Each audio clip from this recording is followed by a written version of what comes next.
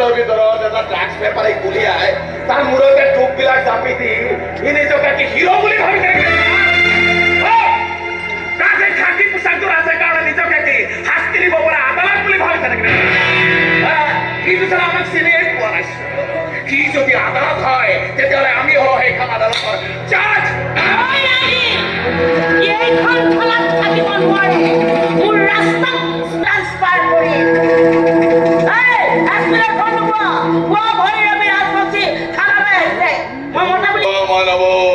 মই চাপৰ হ'ব নিবিচাৰো মই ওখ হৈ থাকিব বিচাৰো আপোনাক কৈ ওখ আপুনি পাব না মই বহি লাগি আপোনাক চাপৰ হৈ যাম নেকি আৰে চাপৰটো আপুনি এইখন ডিষ্ট্ৰিক্টত জইন কৰাৰ দিনাখনে হৈছে আমাৰ ধন আপোনাৰ পকেটত সোমোৱাৰ দিনাখনে এই পোচাকযোৰ আপুনি আমাৰ ওচৰত কেতিয়াবাই বন্ধ কৰি থৈছে পোচাকযোৰৰ পাৱাৰ আমাৰ সন্মুখত ব্যৱহাৰ নকৰিব আমি য'ত ব্যৱহাৰ কৰিবলৈ কওঁ য'ত দেখুৱাবলৈ কওঁ তাকে দেখুৱাব আমি সোনকালে দোকানক এইখন থানাৰ পৰা ট্ৰান্সফাৰ কৰক দোকানৰ বিয়াজী লগত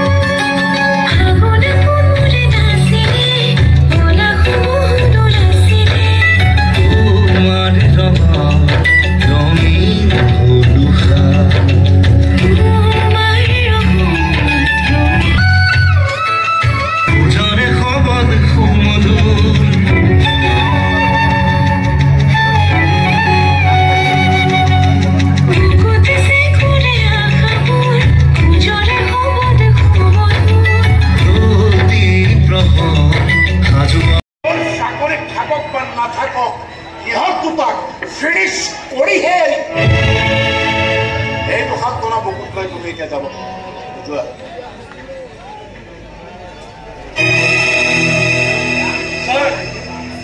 এই কুটকুট প্ৰেক্ষাপটত ধ্বংস কৰাৰ নামত মই যদি আপোনাৰ কিবা কামত আহোঁ ছাৰ তেন্তে আপুনি মোক ব্যৱহাৰ কৰিব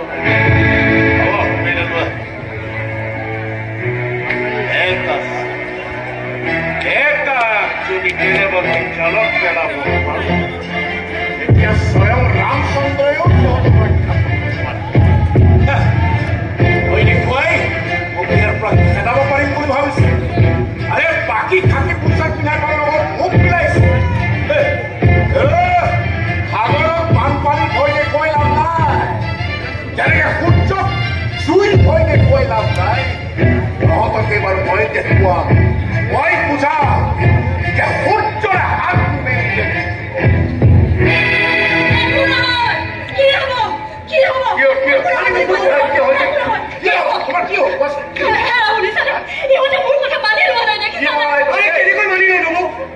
কোনো কাৰণে সম্ভৱ নহয় চানা দাদা ইয়াৰ লগত জানো মই যুঁজিব পাৰিম চাবন্ধু মই নেহাতৰ ওচৰলৈ আনিম বুলি কথা দিছিলোঁ আনিলো মই মোৰ কথা ৰাখিলোঁ মই এতিয়া ইয়াৰ পৰা পলাব লাগিব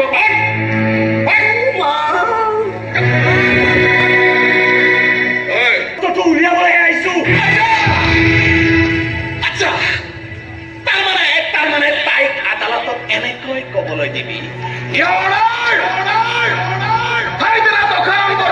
আচলতে মোক বলাৎকাৰ কৰিবলৈ চেষ্টা কৰা নাছিল আচলতে মইহে এই সুন্দৰ চৌধুৰীৰ ভয়ত মিছা মাতি এক্টিং কৰি অভিনয় কৰি এই দোকানত দুখী সাব্যস্ত